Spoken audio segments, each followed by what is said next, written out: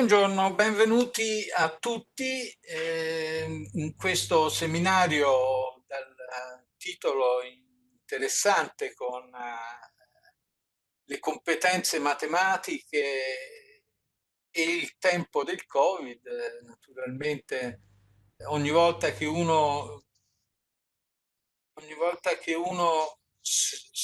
c'ho un ritorno in cuffia in questo momento, come si dice, nelle trasmissioni Rai.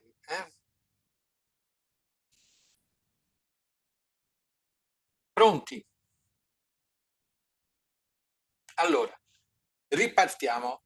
Benvenuti a tutti a questo seminario sulle matematica, le competenze matematiche al tempo del Covid. E quando si parla di Covid viene subito in mente la didattica a distanza, ma naturalmente spesso questo termine viene confuso con la didattica online, la didattica digitale, che è una cosa diversa. Lavorare in presenza, qualsiasi cosa in presenza, o perlomeno quasi tutte le cose in presenza, sono migliori delle cose a distanza.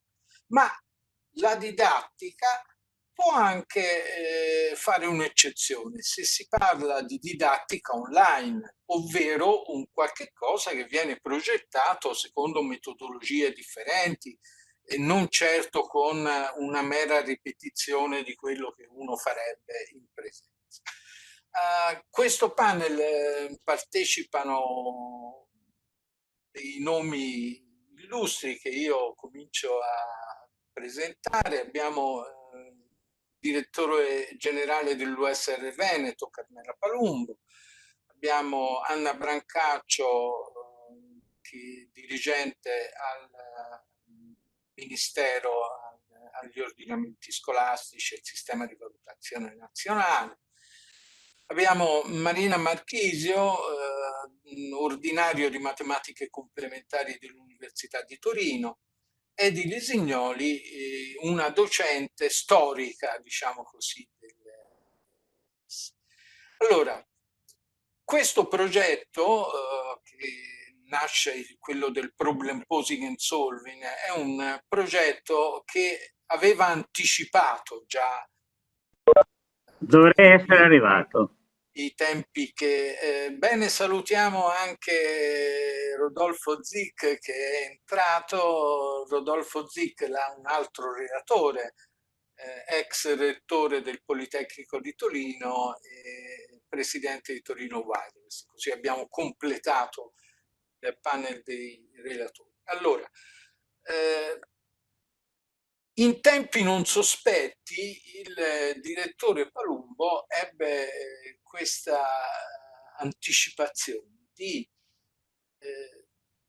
vedere se riuscivamo a formare i docenti come misura di accompagnamento alla riforma scolastica attraverso appunto l'uso degli strumenti digitali. E io darei subito la parola al direttore Palumbo per sentire com'è nata questa esperienza. Grazie e buonasera a tutti. Ma in realtà Rodolfo Zic, se lo ricorderà bene, è nato attraverso, diciamo, un incontro felice che c'è stato tra Rodolfo Zic, appunto, l'allora ministro Profumo e la sottoscritta. In pratica l'idea era quella di provare a innovare l'insegnamento della matematica prima di tutto, ma direi del campo delle materie scientifiche attraverso un'integrazione forte con le competenze digitali. Cambiando un po' proprio anche i paradigmi, ma direi anche rendendo più autentica l'interpretazione delle linee guida, quindi diciamo così, delle linee di programmazione sull'insegnamento della matematica nel liceo scientifico e non solo, mi riferisco alle linee guida del 2010, che in realtà non sempre sono state pienamente realizzate e interpretate. Eravamo, se non sbaglio, nel 2013 e devo dire che 2012, posso correggere? Ecco, alcune delle, secondo me, delle intuizioni che stanno alla base di questo progetto, poi io le ritrovo pienamente in uno dei 3 obiettivi che sono stati formulati a livello di Unione Europea nel 2018 e con il Digital Education Action Plan, dove uno dei punti, dei 3 punti qualificanti è proprio, ovviamente, oltre a quello di sviluppare le competenze digitali, che mi pare tutta la popolazione, che mi sembra abbastanza scontato in un documento di questo tipo, è proprio quello di potenziare i sistemi di istruzione, l'educazione, attraverso una migliore capacità di analisi dei dati e attraverso proprio l'adozione di modelli previsionali e matematici nell'ambito proprio dei vari settori dell'istruzione e dell'educazione. Questo ovviamente è particolarmente importante in quello che è l'insegnamento, diciamo, principe delle materie scientifiche, in un certo senso, nell'ambito dell'istruzione liceale, qual è la matematica. Quindi, diciamo, ci siamo posti per una volta in anticipo rispetto anche a un obiettivo che è stato poi concettualizzato anche a livello europeo parecchi anni dopo. Interessante vedere che poi in questo Digital Education Action Plan viene anche posto come ulteriore obiettivo quello di migliore uso, traduco quasi letteralmente, delle tecnologie digitali per l'insegnamento e l'apprendimento. Questo un po', in un certo senso, la pandemia ci ha costretto anche a questa maggiore proprio capacità di uso delle tecnologie digitali, ma appunto non confondiamo, giustamente lo diceva Claudio Partini all'inizio, un uso meramente strumentale delle tecnologie senza poi come dire, trasformare la didattica. Io credo che attraverso questo progetto, e soprattutto per le scuole che vi hanno aderito e per tutta la comunità che ormai, mi dicevate, raggiunge insomma le 50.000 studenti circa, insomma poi magari lo preciserete meglio, io credo che questa comunità di insegnanti che si è, di studenti che si è avviata a percorrere, diciamo così, le strade di questo progetto, di questo nuovo modo di insegnare le materie scientifiche, ma direi non solo, ne ha potuto particolarmente beneficiare in questo momento, proprio in questo momento in cui siamo costretti alla didattica digitale da remoto, io la vorrei chiamare più così, perché questo è di fatto, magari queste scuole possono veramente realizzare attraverso tutte la piattaforma, le strumentalità che hanno appreso, le metodologie che hanno appreso, possono in realtà realizzare quella che ambiziosamente viene definita la didattica digitale integrata. Quindi usiamo le parole per quello che sono. Molte scuole in questo momento praticano una didattica da remoto, quindi una didattica che utilizza lo strumento informatico, utilizza i device, utilizza la rete, ma poi bisogna capire se diciamo, c'è integrazione con la propria disciplina, molto spesso la risposta è no. Nell'ambito di questo progetto invece c'è proprio una vera integrazione metodologica e quindi pur nel disagio che ovviamente in questo periodo stiamo tutti subendo e la scuola direi in primis, chi ha abbracciato questo progetto si è avviato, come dire, ad una vero e proprio cambiamento di passo e di mentalità e ne ha potuto ancora di più giovare, credo, in questo momento. Io mi fermerei qui e voglio solo dire un'ultima cosa, che ovviamente noi poi, e questa mi sembra la sede giusta, abbiamo fondo nel nostro paese è quello dello scarso numero di laureati nell'ambito delle materie scientifiche e tecnologiche e ingegneristiche. Sappiamo, è un problema, diciamo una questione annosa per il nostro paese, ma forse come dire, ricordare qualche numero ce lo chiarisce in modo ancora più plastico. Ed è questo il motivo per cui bisogna proprio curare molto bene a livello di scuola superiore la didattica delle discipline scientifiche, perché poi non li perdiamo questi ragazzi, faranno anche dopo delle scelte magari di successo nell'ambito delle discipline scientifiche e ingegneristiche, chiamiamole così. Se noi vediamo i dati di Eurostat, che sapete è l'istituto, il servizio di statistica dell'Unione Europea del 2018, gli ultimi dati che sono, diciamo così, completi, ci dicono che in Italia su circa 400.000 laureati solo l'1,3%, esattamente 5.100 sono stati, si sono laureati in quell'anno, quindi su 400.000, in informatica o comunque in discipline dell'information e communication technology. Pochissimi, soprattutto se li confrontiamo a quello che è accaduto nello stesso anno in Germania.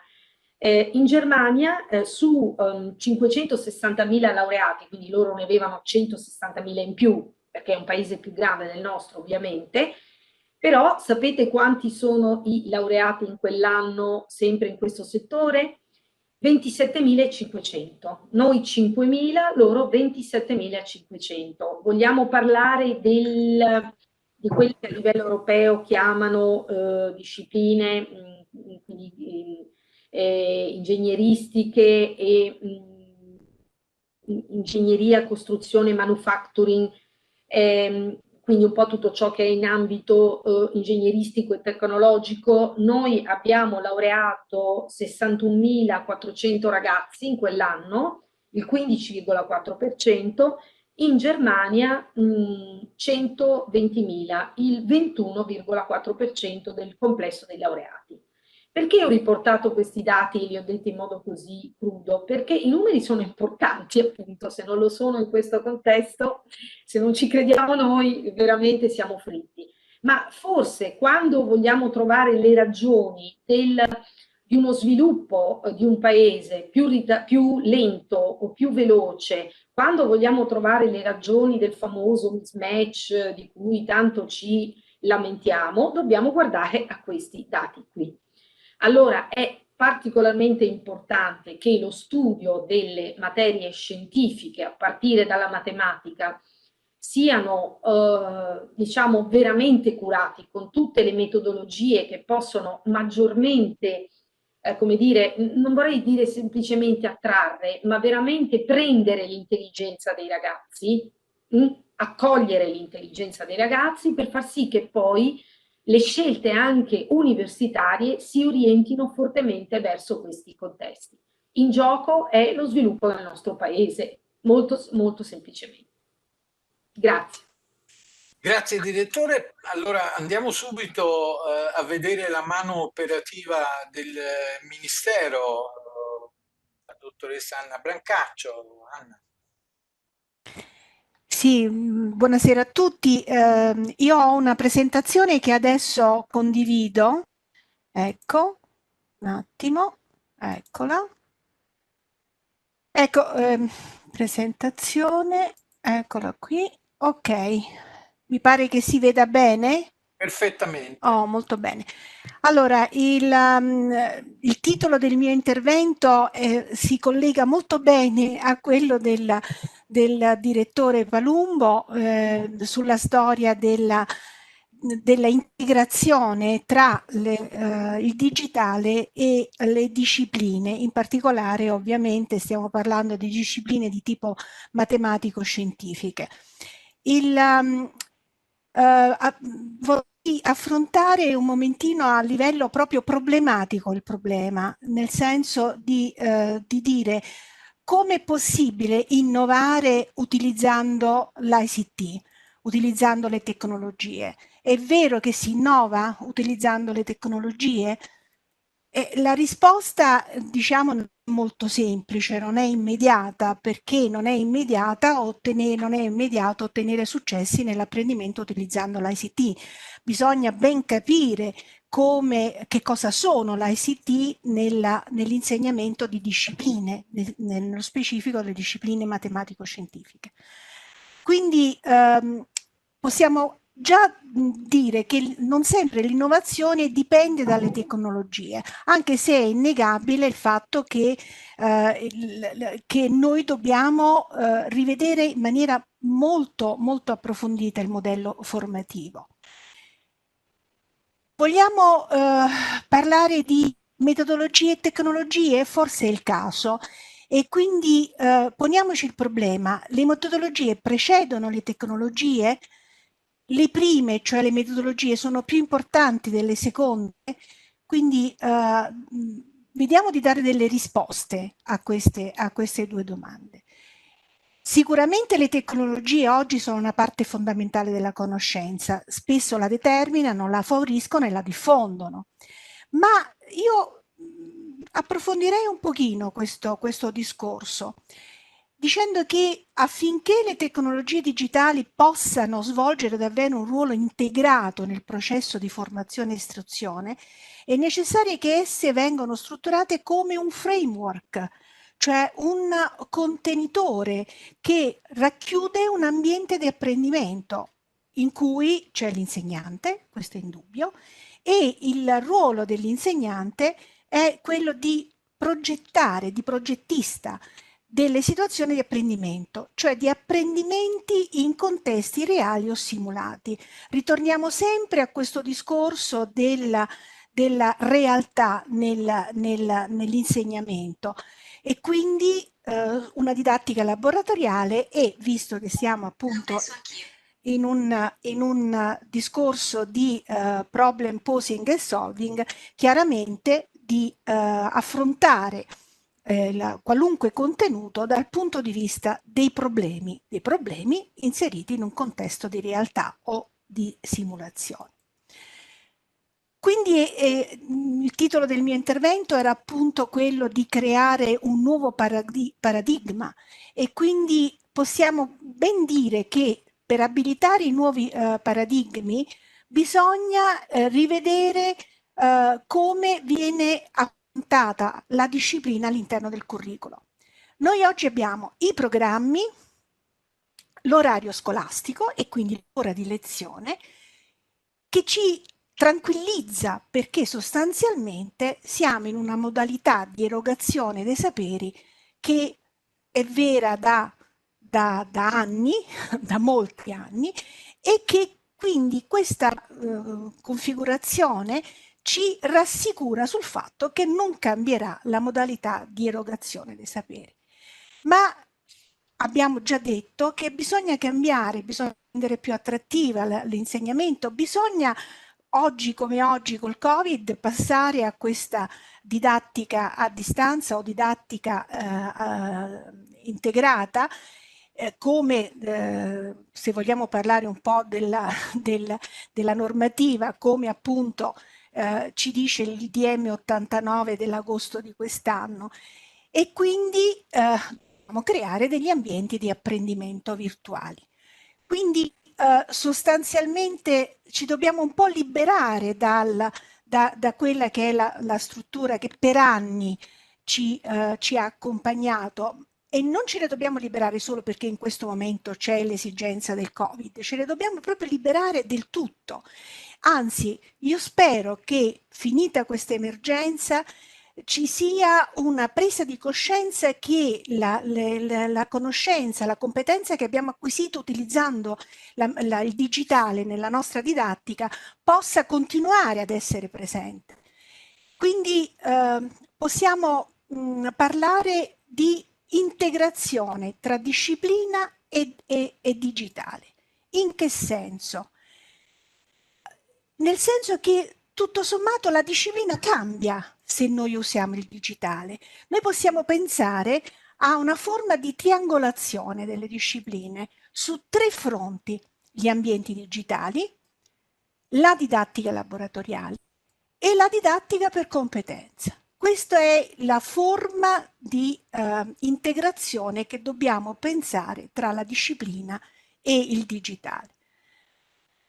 A questo punto io parlerei di un apprendimento generativo delle discipline, o se volete rigenerativo delle discipline. Cosa vuol dire questo apprendimento rigenerativo delle discipline? Vuol dire utilizzare le potenzialità cognitive dei saperi disciplinari e dei saperi anche interdisciplinari per trasformare la conoscenza inerta, quindi statica, in una forma di apprendimento situata in contesti vivi, come dicevo prima, in compiti di realtà, nei project work e in vari scenari. Quindi abbiamo strategie, modalità, tecniche e stili di insegnamento che sono capaci di trasformare la conoscenza, rendendola più dinamica.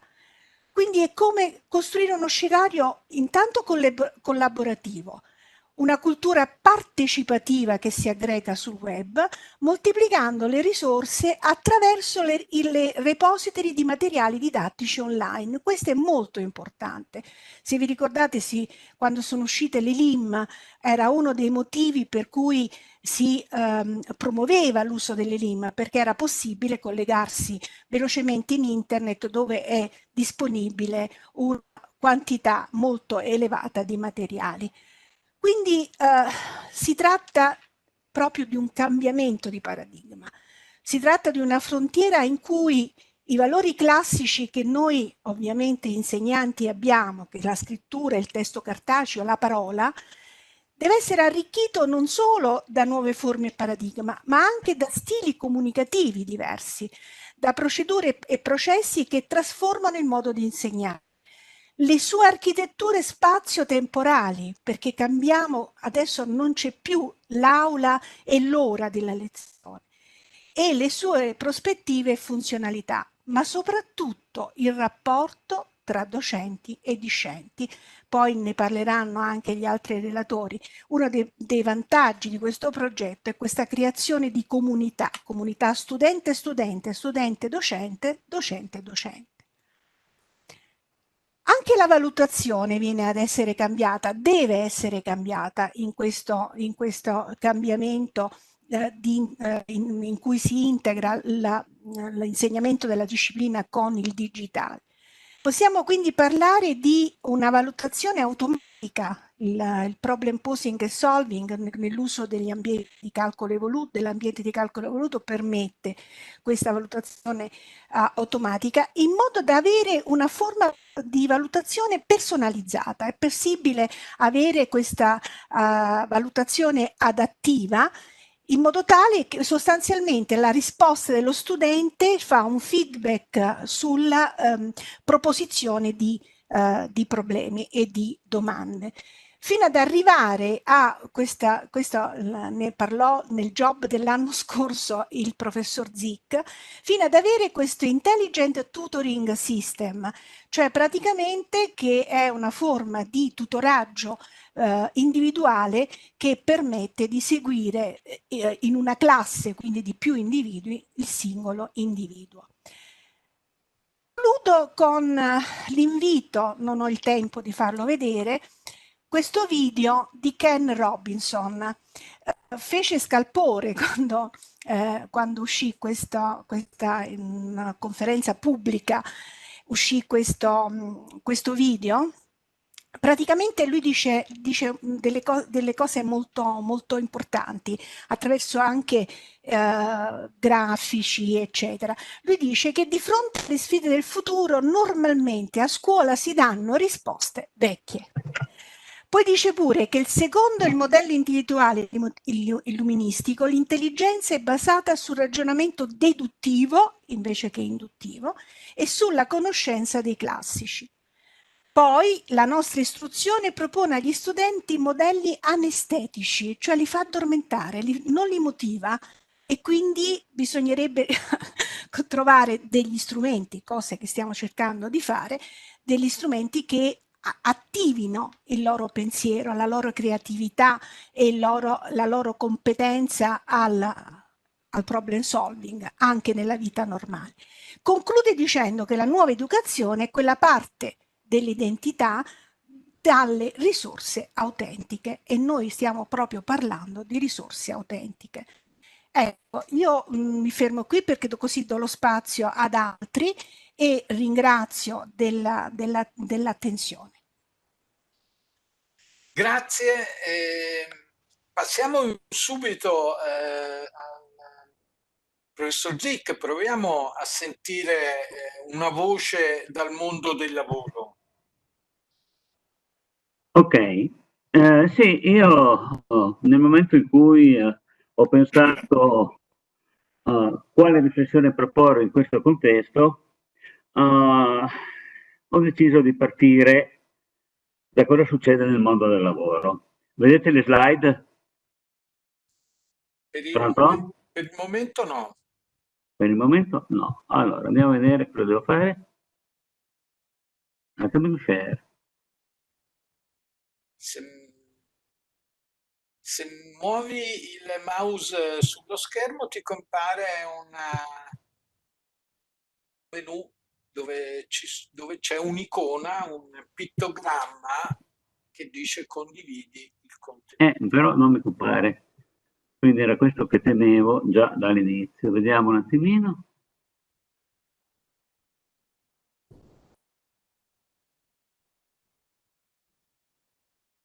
Niente, non ce l'ho.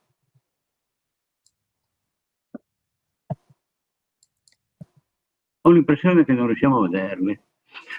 Vabbè, Allora, parlo. bene, qui ci piace anche ci piacciono queste cose della tecnologia che lavora con noi e anche contro di noi, come si dice. Provo a vedere se lo faccio io. Va bene. Io sto fermo. Ecco. Ne hai? Si vede? Io non ti vedo però. Vabbè. D'accordo, però numeriamo le slide e No, si vede tutto. Quindi se tu Claudio li mandi avanti, tu Rodolfo se li vedi sul tuo PC così le segui. Però il fatto fondamentale è che siamo disallineati, ma non ha importanza, dai, ci arrangiamo lo stesso. Allora, diciamo, vediamo le cose dal punto di vista del mondo del lavoro. Il punto fondamentale è che noi siamo di fronte ad una trasformazione la cui rapidità non avevamo ipotizzato. E un recente report del World Economic Forum stima che nei prossimi 5 anni andranno persi, qua io ho scritto potrebbero essere persi, ma in effetti è più assertivo il report, dice andranno persi 85 milioni di posti di lavoro a livello mondiale. Allora noi bene o male cubiamo circa 1/100 del contesto, no? Tenuto conto del rapporto della popolazione, ma anche del livello piuttosto avanzato nella nostra economia, nella nostra società. Quindi cosa vuol dire? Che in 5 anni, con ogni probabilità, in Italia 1 milione di posti di lavoro diventano obsoleti, no? Diciamo 850.000 e 1 milione di posti di lavoro invece potrebbero emergere. Interessante analizzare il wording, perché dice potrebbero emergere, il che significa che emergeranno solamente se sapremo fare le cose per bene a diversi livelli, no? Nelle politiche industriali, nelle politiche occupazionali e nel mondo della formazione. L'altra cosa interessante è che questo report identifica come skill più richiesti il pensiero critico, la capacità di analisi, la creatività e il problem solving, no? È un asset formidabile per il nostro progetto Problem Project Solving. Ovviamente esistono problemi enormi a 3 livelli, quello del reskilling, quello dell'upskilling e quello per la formazione di chi entra nel mondo del lavoro. Reskilling, insomma non possiamo mica pensare in Italia di vedere diventare obsoleti 850.000 posti di lavoro, no?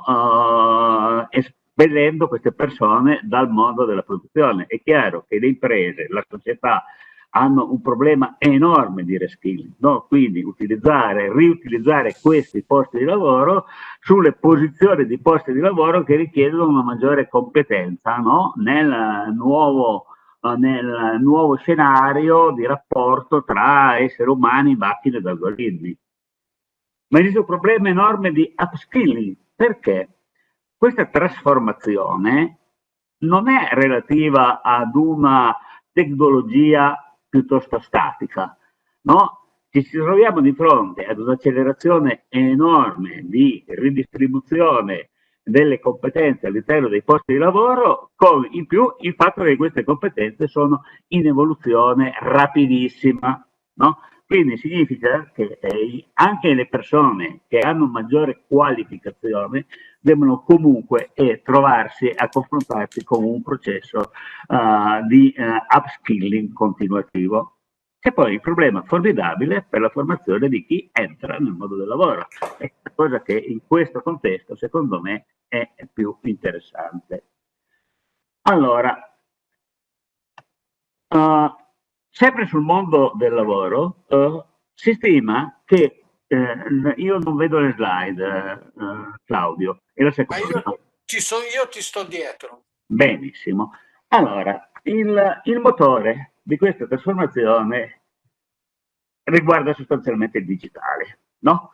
Nel prossimo futuro 9 posti di lavoro su 10 richiederanno competenze digitali. Allora, qua possiamo guardare un elenco infinito di nuove competenze, di nuove professionalità che vanno dal project manager, security advisor, dal data scientist, oltre ai più tradizionali, che noi consideriamo già tradizionali, ma diciamo che sono nati 20-30 anni fa, 10 anni fa, alcuni di questi, no? Dal software developer al system database administrator. E invece le aziende che richiedono i servizi digitali, invece avranno bisogno di IT manager, di responsabili della sicurezza, no? Non solo, ma nei casi più avanzati sta già dimostrando una forte focalizzazione di richiesta, quindi competenze di cloud computing, soluzioni IoT, cyber security, big data, data scientist, database architect, artificial intelligence, machine learning. Ok, di fronte a tutto ciò, il futuro della formazione. Ma innanzitutto la crescita esponenziale della rilevanza economica ed occupazionale del mondo dei data impone una rapida evoluzione dei processi informativi del settore digitale a tutti i livelli. Attenzione, non possiamo affrontare questo problema pensando di immettere nelle attuali organizzazioni un po' di data analyst, no? Non funziona. No? La trasformazione impatta nel complesso il sistema del mondo del lavoro, no? Quindi al di là dei problemi a cui abbiamo accennato precedentemente di reskilling ed upskilling, uno dei problemi importanti è capire che anche nella formazione si dovrà fornire a tutti un livello di base, no? Che quantomeno insegni a distinguere tra dato e informazione, insegni a saper cercare e interpretare correttamente i dati in rete, no? Vagliando le fonti in modo critico e soprattutto a saper leggere i dati, la sensibilità ai dati. No? Questa era una cosa che fino ad alcuni anni fa era patrimonio di un numero limitato di soggetti. Il nostro paese è particolarmente indietro su questo terreno, no? E invece diventa una componente della cultura di cittadinanza. Chiunque deve essere messo in grado di saper leggere i dati e le loro rappresentazioni, no? Trasformandoli in informazioni. Ovviamente, dimmi. No, siamo in timing intanto ricordiamo che noi tutte le slide le metteremo sul sito del Problem Posing and Solving, quindi saranno a disposizione di tutti. Però invitavo un attimo a concludere perché... Quanto mi dai? Un minuto. Allora, un minuto, vai sull'ultimo. Parliamo del progetto PPS. Allora, innanzitutto registriamo con piacere che ci siamo mossi nella direzione corretta, no? In fondo, le skills che il World Economic Forum richiama sono quelle che noi abbiamo perseguito nel PPS. C'è una questione molto importante. Accennavo prima alla rapidità di trasformazione e all'importanza dei dati. È chiaro che noi dobbiamo essere proattivi, dobbiamo essere molto rapidi nel cogliere la variazione del contesto nel mondo del lavoro. Questo cosa significa? Significa che il PPS deve porre maggiore enfasi nei database problems, no? Cioè, in altri termini, dobbiamo sviluppare la capacità di rappresentare un problema partendo dalla sua definizione in termini di dati, no? Mentre la cultura classica parte sostanzialmente da un problema che viene formulato già su un modello di tipo analitico. Qua il discorso è completamente diverso. Ecco, vorrei ricordare una cosa, non è un fatto nuovo, perché a livello di ricerca scientifica questo è sempre accaduto. Vorrei ricordare un caso storico emblematico. Quando Keplero all'inizio del 600 fa le sue famose leggi, lavora su che cosa? Lavora su un database incredibile che aveva costruito Tycho Brahe nei decenni precedenti, e quindi da lì è partito. Mica aveva tra le mani le leggi di Newton e quant'altro per darsi un modello analitico nel moto dei pianeti. Ecco, quindi è una cultura che effettivamente è nella tradizione della ricerca. Chiaramente era una cultura di pochi, oggi come oggi deve diventare una cultura di tutti, e il progetto PP&S che ha il grosso merito di aver portato la cultura del problema anche come elemento di trasversalizzazione delle varie discipline, ma soprattutto come elemento di avvicinamento alla realtà e di conseguenza ponte fra la formazione e il mondo del lavoro, ha in questo momento la responsabilità storica di investire sui database problem. Grazie, spero di essere stato dei tempi. Perfetto. Andiamo subito all'università.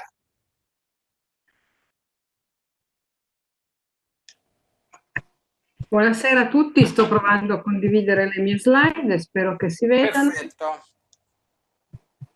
Allora, il mio intervento vuole un attimino rivisitare, alla luce di alcuni documenti dell'Unione Europea, il nostro progetto Problem Posing and Solving, di cui è stato già parlato, di cui è stato insomma discusso già dai relatori precedenti. Devo riuscire a andare avanti.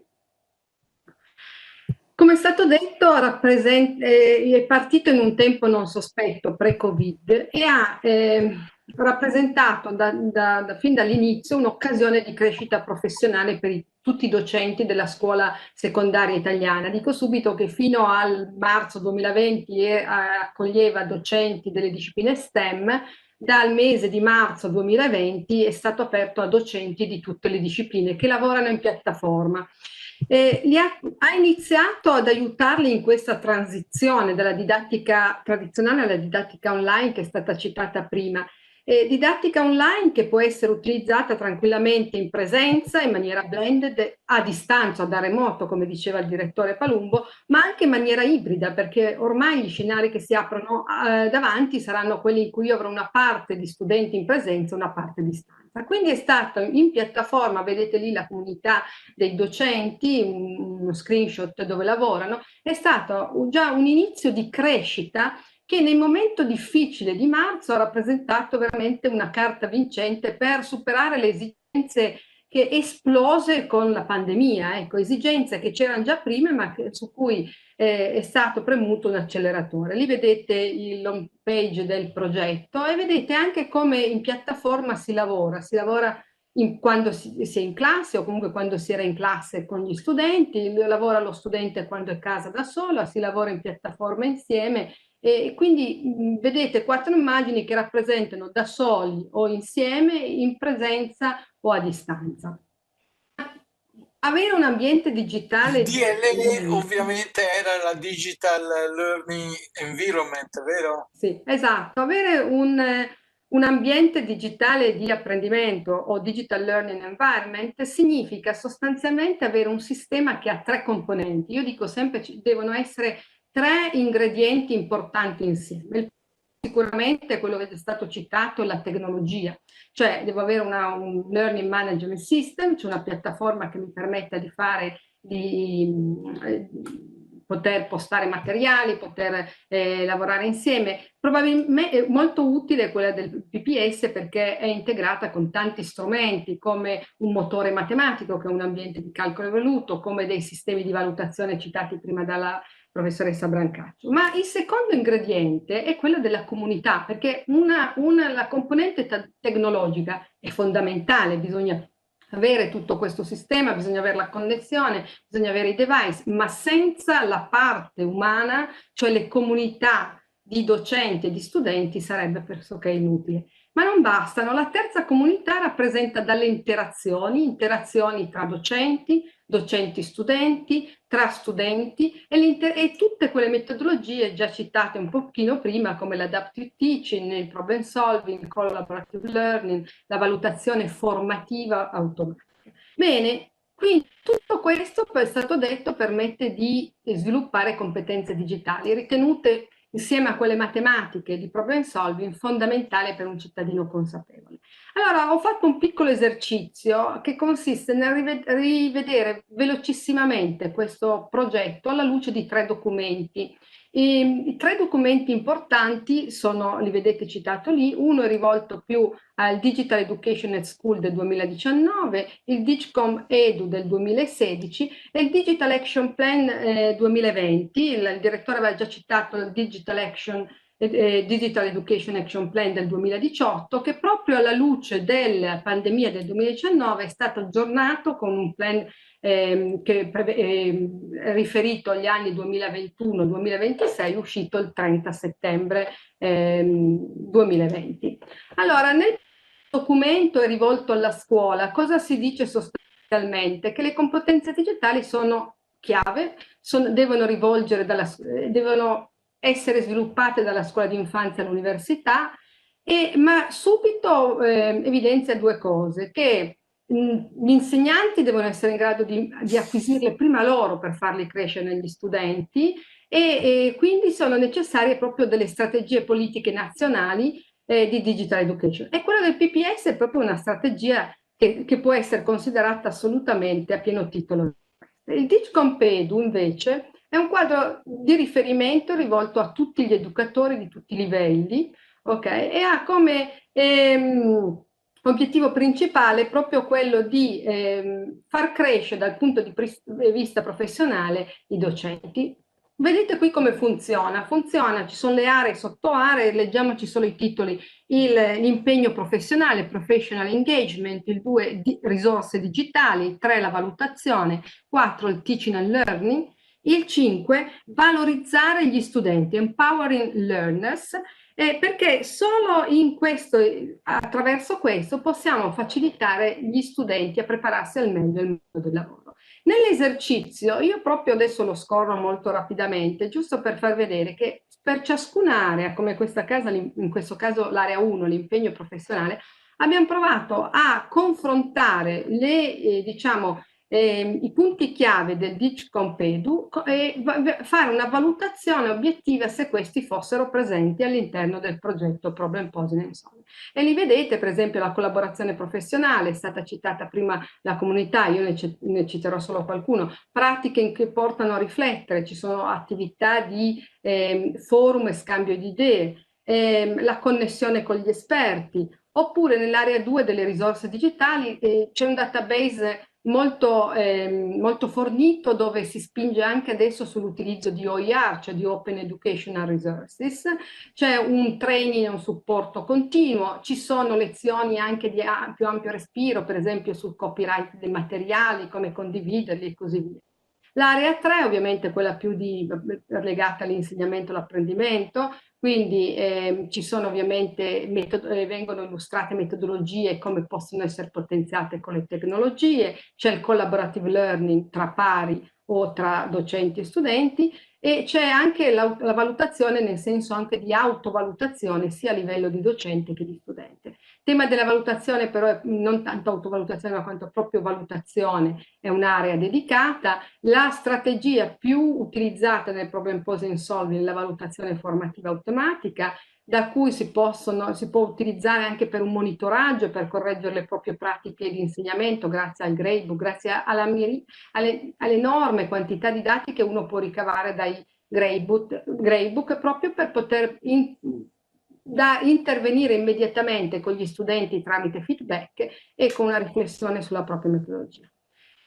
La 5 è rivolta più agli studenti e direi che se citiamo il problem solving sicuramente faciliterà il lavoro. Ecco, l'ultimo documento, quello che citavo, che è la risposta alla crisi del Covid, è l'aggiornamento già del citato documento dalla dottoressa Palumbo, che è il Digital Education Action Plan. Io invito tutti ad andarlo a leggere perché è un documento interessantissimo, perché l'obiettivo principale dei prossimi 6 anni è proprio quello di costruire un'istruzione digitale di alta qualità, mantenendo 2 caratteristiche fondamentali, l'inclusività e l'accessibilità. È una riflessione interessante su come da questa crisi si debba imparare. Qua una crisi importante perché la tecnologia viene utilizzata in una scala assolutamente senza precedenti, nell'istruzione, nella formazione e apprendimento, direi anche formale e informale, anche un'ottica di lifelong learning. Ed l'obiettivo è quello quindi di adeguare tutti i sistemi di valutazione e formazione al digitale. 2 sono le priorità strategiche evidenziate: quello di promuovere lo sviluppo di un ecosistema, interessante questo termine, che non si limita solo a un paese ma crearlo proprio all'interno anche tra paesi, che sia efficiente, sia in termini di infrastrutture, sia in termini di competenze digitali, di formazione e anche di pratiche OEP, cioè Open Educational Practices and Open Educational Resources, spinto anche molto dall'UNESCO. E una seconda priorità è quella di sviluppare competenze e abilità digitali proprio necessarie per questa grossa e profonda e radicale trasformazione. Quindi capacità per sviluppare competenze di base e anche avanzate nei nostri studenti. E altro tema legato poi al fatto che noi abbiamo pochi laureati nell'ambito delle discipline STEM, quello di ridurre il più possibile il gap di genere negli studi e nelle carriere. Concludo. L'Europa, dobbiamo lavorare insieme. È una sfida a cui dobbiamo vincere. Sicuramente PPS è un progetto che ha posizionato l'Italia in una posizione diciamo di privilegio, perché è già partito da anni e ha già costruito molto. Non basta, dobbiamo continuare a lavorare tutti insieme. Grazie. Grazie della galoppata finale anche. Passiamo subito alla professoressa Lisignoli, che è una colonna del nostro progetto. Buonasera a tutti, comincio col condividere le mie slide che cercherò di sintetizzare per esigenze di tempo e anche per dare spazio alle domande. Nel mio intervento io vorrei trasmettere l'entusiasmo col quale ho collaborato con i docenti della comunità di PPS e con i tutor della comunità di PPS. Voi avete visto già, avete sentito che abbiamo lavorato in un ambiente virtuale di apprendimento collaborativo e a tutto ciò a comunità dei docenti. Infatti un punto di forza della comunità dei docenti è stata la cooperazione continua.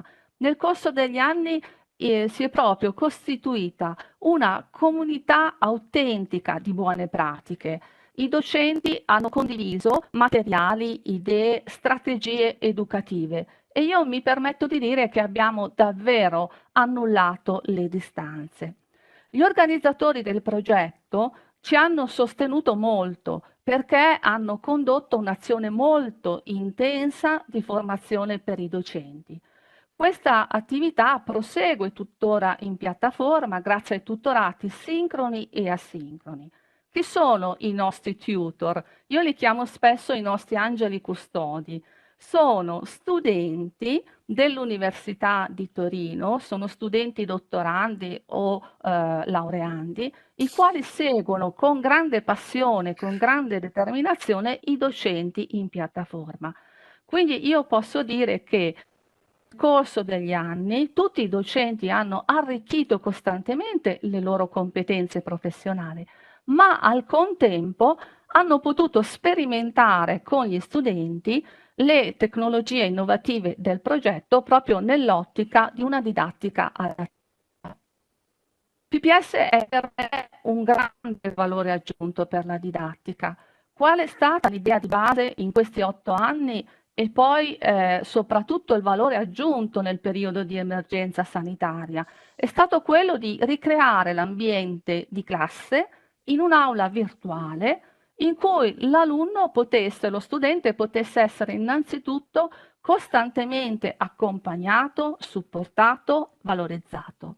Grazie agli strumenti a supporto del problem solving e della valutazione formativa, ogni studente ha potuto acquisire, rafforzare, potenziare le proprie competenze matematiche, digitali, informatiche, ma sviluppando al contempo adeguati. Ora vorrei concretizzare velocemente come ho lavorato. Allora, in piattaforma io ho sempre creato tanti corsi per i miei studenti quante le mie classi, ma mi preme sottolineare questo. Ogni corso è stato allestito nelle modalità più consone all'esigenza di quell'effettiva classe e dei gruppi che io avevo formato all'interno della classe. Quindi si è trattato proprio di personalizzare lo spazio virtuale della classe in modo che si garantisse il successo formativo per ciascuno studente. Come ho programmato le attività? Di norma per sezioni, per unità di apprendimento. Nel periodo di emergenza sanitaria gli studenti hanno trovato molto più utile la suddivisione per sezioni ma settimanale. Personalizzato l'ambiente classe. Innanzitutto fornendo agli studenti una programmazione dettagliata della settimana, inserendo nel corso molto materiale interattivo e soprattutto molto materiale prodotto con Maple. Bisogna osservare questa cosa molto importante. I fogli interattivi di Maple mantengono l'interattività in piattaforma anche se lo studente non dispone del programma sul proprio computer. Per seguire tutti i ragazzi indistintamente, anche quelli che hanno particolari difficoltà, ho dato la possibilità di rivedere la lezione online. Ha permesso, grazie alla visualizzazione immediata, all'interattività, di arricchire la capacità di assimilare i processi matematici risolutivi. Questo non è mai stato utilizzato fine a se stesso. La progettazione, la programmazione di componenti interattivi permette per esempio di far variare i risultati di un problema quando vengono modificati i dati iniziali, quindi di sviluppare adeguate capacità. Ogni problema viene analizzato in modo esauriente in tutte le sue fasi, con una generalizzazione, viene accompagnato da grafici statici oppure dinamici. I ragazzi non risolvono un solo problema, ma sono portati all'esplorazione di un percorso didattico esaustivo e il più delle volte interdisciplinare. Focalizzano quindi la loro concentrazione sulla costruzione di un modello matematico. Per quanto riguarda il sistema di valutazione automatica Maple-TA, questo consente la preparazione di domande di verifiche di vario genere e nelle risposte non sono richiesti necessariamente dei numeri, ma anche grafici, formule, equazioni. Tra i punti di forza di Maple-TA, indubbiamente è questo. Il sistema permette di riconoscere l'esattezza della risposta indipendentemente dalle infinite forme equivalenti in cui può essere scritta dallo studente. Oltre a questo, è possibile creare delle domande algoritmiche, cioè si possono definire dei parametri casuali che consentono di far variare i dati di una domanda ad ogni tentativo. Di vario genere, come vedete in elenco. Abbiamo trovato particolarmente importanti le domande di tipo adaptive, che consentono di suddividere in sezioni consecutive con più tentativi di risposta da parte dello studente, con l'introduzione di suggerimenti e di commenti per ogni tentativo, che sono utili nel caso in cui lo studente non sappia. Un completo utilizzo di Maple.TA è davvero una risorsa insostituibile per la didattica. Sarebbe davvero impensabile realizzare manualmente una simile valutazione con così tanti riscontri per lo studente che viene guidato passo a passo alla risoluzione. Lo studente può realizzare sta verifica confrontando la risposta sua e la risposta corretta. Il docente ha a disposizione un repository molto ampio di domande, perché oltre alle domande prodotte può clonare le domande condivise. Il sistema indica in automatico il nome del docente che ha prodotto la domanda, il nome del docente che ha clonato la domanda. Concludo che uno dei punti di forza di PPS è proprio la condivisione di materiali. Grazie ai database è possibile condividere i materiali prodotti dai tutor, dai docenti, dagli studenti. Ogni docente può scaricare il materiale di proprio interesse, lo può riutilizzare così com'è o con delle modifiche, ma sempre nel rispetto dell'autore. Mi fermo così abbiamo spazio alle domande. Grazie. Spero di essere stata sintetica. Grazie moltissime. In realtà lo spazio alle domande non ce l'abbiamo, ma noi ci ripromettiamo di segnarcele tutte e di dare adeguate risposte alle chat che prenderemo in esame. Da tutti gli interventi si è capito una cosa fondamentale, che il tempo scuola, quello segnato dalla campanella, dall'ora fissata, non è più adeguato per formare delle competenze spendibili nel futuro, nel mondo del lavoro, ma diciamo anche nella società. Io chiederei al direttore Palumbo di concludere. Sì, lo faccio in modo telegrafico perché credo che quello che ci ha mostrato la professoressa Lisignoli sia, diciamo, già di per sé esaustivo ed emblematico dell'importanza e delle potenzialità di questa metodologia. Io penso che effettivamente gli insegnanti che si sono cimentati con il PPS non hanno sentito probabilmente quella situazione di disagio che ogni formatore penso che avverta di essere un passo indietro rispetto alle esigenze del mondo del lavoro, rispetto soprattutto al correre dell'innovazione.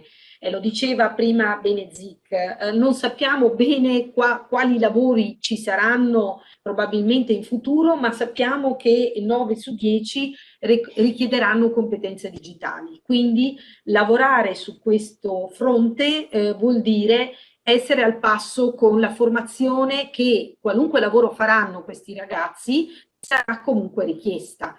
Credo che questo progetto si sposi anche benissimo con le finalità dell'educazione civica, questo insegnamento che sappiamo è stato introdotto da quest'anno e che richiede come una delle voci forti di formazione degli studenti anche il fronte dell'educazione civica digitale, della crescita del cittadino digitale anche e quindi anche con la capacità del cittadino di distinguere, anche lì diceva bene Rodolfo Zic, tra mere informazioni e analisi di dati, magari di più dati che devono essere oggetto di interpretazione. Quindi un progetto che mette la formazione al passo con le esigenze di cittadinanza che abbiamo. Bene, grazie a tutti. speriamo di essere riusciti a dare un'idea di quello del nostro progetto e dell'importanza, diciamo, di un insegnamento anche di tipo scientifico. Venite a visitarci sul sito su cui metteremo tutte le slide complete e anche altri materiali. Grazie di nuovo a tutti. Saluto a tutti. Buonasera a tutti. Buonasera a tutti. Ciao a tutti. Arrivederci a tutti. Arrivederci.